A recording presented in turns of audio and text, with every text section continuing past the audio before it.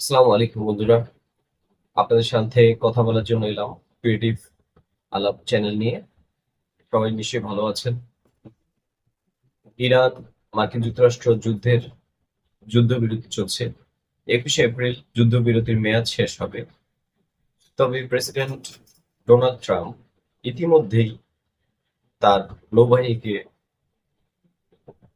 ইরানের সবগুলো বন্দর অবরোধ করার কথা বলেছে, যাতে ওইসব বন্দর থেকে যারা টোল দিয়ে আসবে বা এই অঞ্চলে যারা ইরানকে টোল দিয়ে আসবে তাদের জন্য মার্কিন যুক্তরাষ্ট্র ব্লকেট তৈরি করে এবং সেসব জাহাজগুলোকে তারা ব্যবস্থা নেওয়ার আওতায় নিয়ে আসবে। এই ঘোষণাটা দেওয়ার পরপরই এটা একটা এক্সিকিউটিভ অর্ডারের মাধ্যমে রাষ্ট্রপতি প্রেসিডেন্টের অর্ডার পাশ করে নৌবাহিনীকে দেওয়া হয়েছে এবং নৌবাহিনী আমেরিকান নৌবাহিনী এই ব্যাপকভাবে তারা প্রস্তুতি নিয়ে এই ব্যাপার এই আদেশটি কার্যকর করার চেষ্টা করছে। আদেশটি কার্যকর হলে আমেরিকার যেটা বলার আছে সেটা হলো যে ডোনাল্ড ট্রাম্পকে সাংবাদিকরা প্রশ্ন করেছিল যে ইতিমধ্যে তো ইরান হরমুজ প্রণালী মোটামুটি ব্লক করেই রেখেছে, সো আপনি যে ব্লক করছেন এটার কি ধরনের পরিবর্তন আনবে। উনি বললেন যে এখানে আমেরিকা এবং তার মিত্রদের জাহাজ ইরান যেতে দিচ্ছে না। ইরান তার নিজস্ব মিত্র এবং চায়না তাদেরকে তাদের সেসব জাহাজ যেতে দিচ্ছে, যেটা আমেরিকার স্বার্থে বিরোধী। আমেরিকা চায় যদি তারা এই হরমুজ প্রণালী খোলা থাকবে হয় সবার জন্য, না হয় কারোর জন্য নয়। এই জন্যই আমেরিকা ব্লকেট দিবে। ইভেন ডোনাল্ড ট্রাম্প বলেন যে ইরান প্রতিটি জাহাজ থেকে $2 মিলিয়ন করে নিচ্ছে, যেটাও আমেরিকা হতে দিতে চাচ্ছে না। আমেরিকা ইরানের এই টোল নেওয়া ঘোরতর বিরোধী। তারা বলছে যে হরমুজ প্রণালী দিয়ে কোনো জাহাজ টোল দিয়ে যাবে না। ইরান ইরানিয়ান প্রতিরক্ষা মন্ত্রণালয় বা আইআরজিসি তারা ঘোষণা করেছে, তারা ইতিমধ্যে রেড অ্যালার্ট জারি করেছে যে আমেরিকা যদি কোনো ধরনের ব্লকেট সৃষ্টি করতে চায় তাহলে সেটা তারা প্রতিরোধ করবে। ইভেন আমেরিকার সামরিক বাহিনী যদি এদিকে আসে তাহলে তাদের জন্য ওয়ার্নিং এর ব্যবস্থা করেছে অলরেডি। আমেরিকার অলরেডি আমেরিকার ভেতরে আমি আগের ভিডিওতে বলেছি যে 3%-এর বেশি মুদ্রাস্ফীতি হয়ে গেছে। আগে সামনে নির্বাচন, এই নির্বাচন নিয়েও ব্যাপক আলোচনা চলছে। ডোনাল্ড ট্রাম্পের অবস্থা একটু নড়বড়ে, সেজন্য উনি চাচ্ছেন যে আরেকটা ধামাকা কোনো কিছু করে যেটা আমেরিকার জনসমর্থনটাকে তার দিকে ঘুরিয়ে নিয়ে আসতে। যদি সেটা পারা যায় সেক্ষেত্রে অনেকটাই পজিটিভ দিকে থাকবে, না হলে একটা বিপুল ভরাডুবির সম্ভাবনা দেখা যাচ্ছে। জেডি ভ্যান্স একটা কথা বলেছিলেন যে ইরান যদি তার পারমাণবিক ইচ্ছাটা বাদ দেয়, পারমাণবিক সমৃদ্ধিকরণের ইচ্ছাটা বাদ দেয় এবং তার হরমুজ প্রণালী খুলে দেয়, সেক্ষেত্রে আলোচনাটা সফল হতে পারে। ইরানের পররাষ্ট্র মুখপাত্র ইসমাইল বাগেরি বলেছিলেন যে তেহরান অনেকটাই কাছাকাছি চলে এসেছিল চুক্তি, কিন্তু চুক্তিটা হয়নি আমেরিকার সদিচ্ছার কারণে। জেডি ভ্যান্স যখন আলোচনায় ছিলেন ইরানিয়ান কাউন্টার পার্টদের সাথে, তখন কিন্তু উনি বলেছেন যে মানে একটা গোপন সূত্রে পাওয়া গেছে খবর যে উনি প্রায় 12 থেকে 14 বার আলোচনার মধ্যেই, এই 21 ঘন্টা আলোচনার মধ্যেই 12 থেকে 14 বার প্রেসিডেন্ট ডোনাল্ড ট্রাম্পের সাথে কথা বলেছেন, যুদ্ধের গতিবিধি প্রকৃতি নিয়ে আলোচনা করেছেন। মানে বোঝা গেছে যে আমেরিকান প্রেসিডেন্ট শুধু তার টপ অফিসিয়ালদের পাঠিয়ে বসে থাকেননি, তিনি ওতপ্রোত ভাবে এই আলোচনাটার মধ্যখানে মনিটরিং করেছেন, যেটা মূলত একটা জিনিস প্রকাশ করে যে আলোচনাটাই আমেরিকা অত্যন্ত গুরুত্বের সাথে নিয়েছে। এখন যতই তারা যুদ্ধের কথা বলুক বা যাই করুক না কেন, আমেরিকা একটা অর্থনৈতিক চাপে আছে। যদিও এমন না যে আমেরিকার এই যুদ্ধটা চলমান থাকলে আমেরিকার অর্থনীতি একদম ধসে যাবে, তা না, কিন্তু আমেরিকার যে বিতর্কিত মুদ্রাস্ফীতি এবং তার মিত্রদের জ্বালানি তেলের যে সংকট, হ্যাঁ, বিশ্ববাজারে যে জ্বালানি তেলের সংকট, সেটা তার সুপার পাওয়ারের যে তকমা সেটাকে খসিয়ে দিতে পারে। এটা একটা ভয়। এই কারণে আমেরিকা চাচ্ছে যে তার নিজের উদ্যোগেই হরমুজ প্রণালীটাকে খুলে দেওয়ার চেষ্টা করে যদি ইরান রাজি না হয়। আর প্রকারান্তরে ইরান হরমুজ প্রণালীটাকে নিজের সবচেয়ে বড় কি পার্ট হিসেবে ধরে নিছে, যে আলোচনার জন্য সবচেয়ে বড় কার্ড। ডোনাল্ড ট্রাম্প বলেন না যে ইউক্রেনের কোনো কার্ড নেই, ইরানের কোনো কার্ড নেই, সেরকম একটা কার্ড উনি ধরেছেন এই হরমুজ প্রণালীটাকে ইরান ইরান নিজেদের কার্ড হিসেবে এটাকে ইউজ করছে আপাতত, এবং ইরান জানে যে এই কার্ড নিয়ে খেললে ডোনাল্ড ট্রাম্পের পক্ষে আপাতত কোনোভাবেই সরে যাওয়া সম্ভব নয়। উনি অবশ্য আহ, সোমবার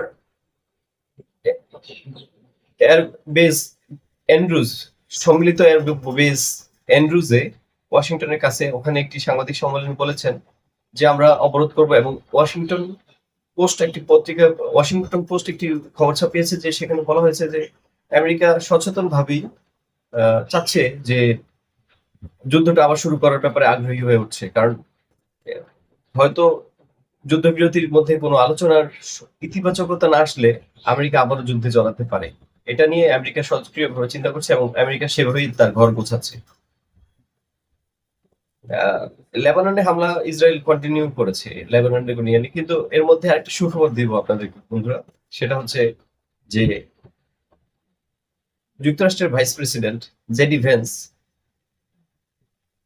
আহ, চতুর্থবারের মতন আবার বাবা হতে যাচ্ছে। ওনার এই নিয়ে মোট 3টি সন্তান আছে অলরেডি, 2টি ছেলে 1টি মেয়ে, এখন আরেকটি ছেলে হবে। মোট 4টি ছেলে হওয়ার সম্ভাবনা জুলাইতে। তার বউ উষা ভান্স, যার বয়স 40 এই যে এসে উনি আরেকটি বাচ্চার মা হতে চলেছেন।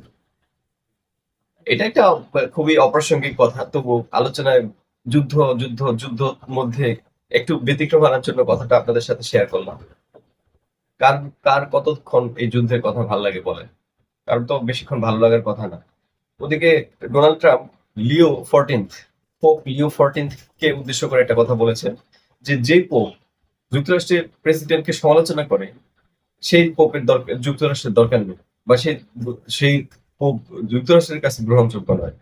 কারণ পোপ বলেছিলেন যে ইরানের উপরে ব্যাপক হামলা বা এই ধরনের কথাবার্তা বলা একদম অগ্রহণযোগ্য মন্তব্য।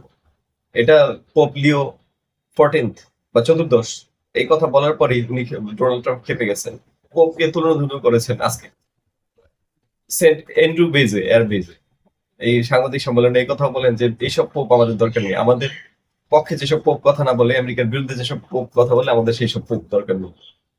উনি বিস্তর সমালোচনা করেছেন, উনি সমালোচনা করতে কাউকেই ছাড়েন না।